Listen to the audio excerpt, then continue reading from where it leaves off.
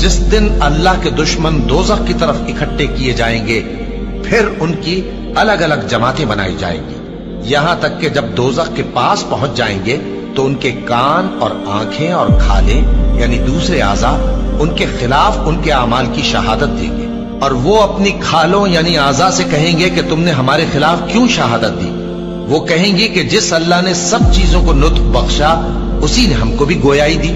और उसी ने तुमको पहली बार पैदा किया था और उसी की तरफ तुम लौटाए जा रहे हो। और तुम इस बात के खौफ से तो पर्दा नहीं करते थे कि तुम्हारे कान और तुम्हारी आंखें और खालें तुम्हारे खिलाफ शहादत देंगी,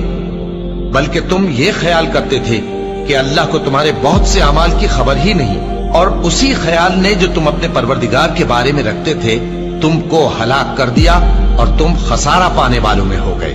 अब अगर ये सब्र करेंगे तो भी इनका ठिकाना दोज़ख ही है, और अगर तौबा करेंगे तो इनकी तौबा कबूल नहीं की जाएगी।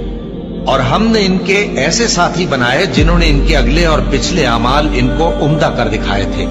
और जिन्नात और इंसानों की जमातें जो इनसे पहले गुजर चुकी उन पर भी अल्लाह के अजाब का वादा पूरा हो गया। बेशक ये नुकसान उठाने वाले हैं